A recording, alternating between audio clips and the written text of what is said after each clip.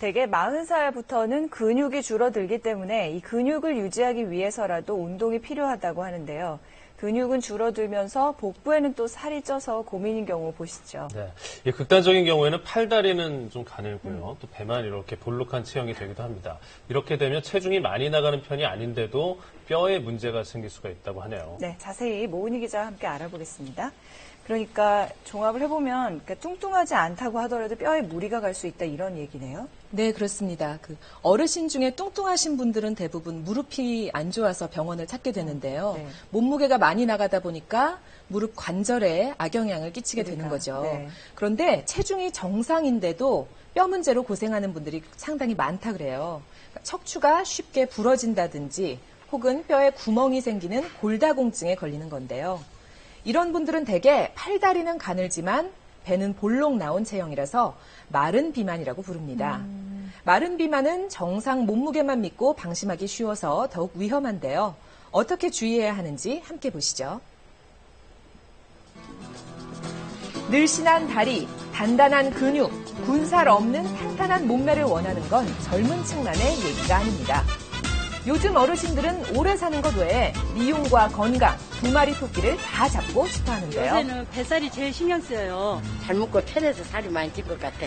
체온계를 이렇게 오른다던가 이렇게 하게 되면 이게 무릎이 이렇게 좋지 않는 그런 저기가 있습니다. 갱년기 이후 급격히 늘어난 몸무게 때문에 고민이신 이분. 전형적인 체중 비만인데요. 65살, 적지 않은 나이에 쉽게 다이어트할 엄두가 나지 않습니다.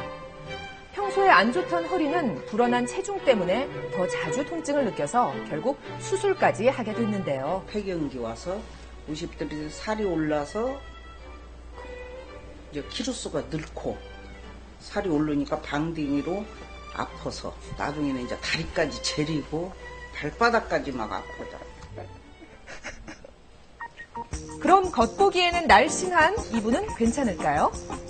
평소 운동을 열심히 한다고 해서 적당한 몸무게를 유지하고 있었지만 최근 골다공증과 압박골절로 인해서 수술을 받아야 했습니다. 자주 걷는데요.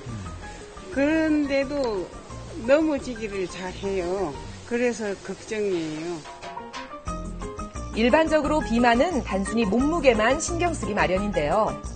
신체 내에 체지방률이 높은 마른 비만의 경우에는 겉보기에 날씬하기 때문에 오히려 더 방심하기 쉽다고 합니다. 마른 비만은 일반적인 비만과는 다르게 겉보기에는 말라 보이시지만 복부에 비만이 있고 팔다리가 가늘어져 보이는 경우가 많습니다.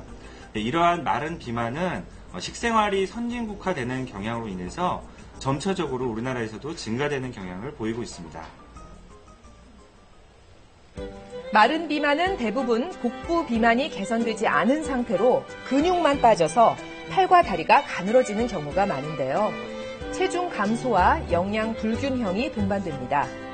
척추 모양이 납작하게 찌그러지고 주저앉는 압박골절이나 골다공증이 생길 위험도 큰데요.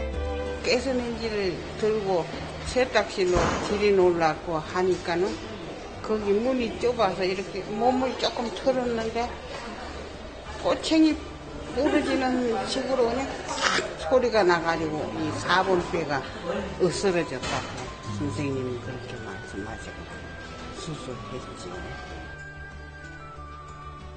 근육이 줄어들어 있으면서 지방이 많은 그런 몸을 가지고 있기 때문에 근육에 의해서 지탱이 되는 허리라든지 또 관절이라든지 모든 것에 무리가 가게 되고요.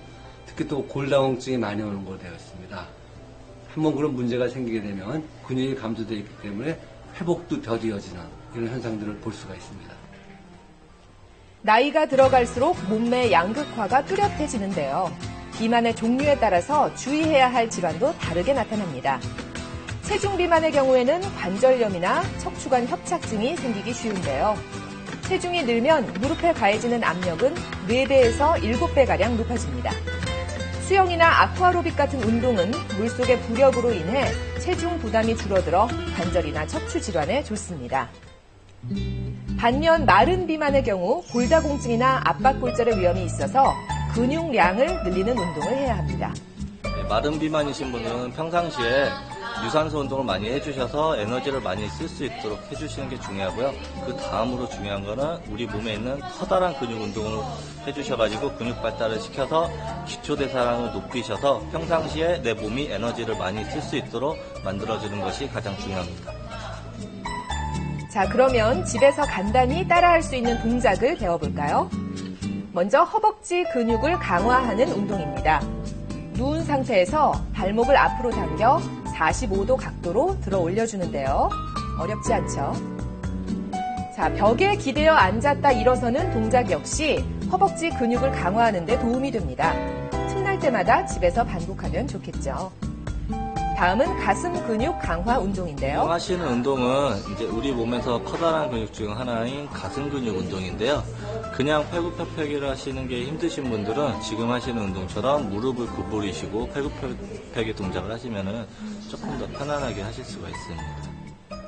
마른 비만은 노인에서 노화에 의한 현상으로 이해하는 경우도 있습니다만 중장년의 경우에는 무리한 체중 조절 때문에 흔히 오는 걸 볼 수가 있습니다. 아령이라든지 또 자기 체중을 이용한 그런 중저항성 운동을 하는 것이 필요하고요.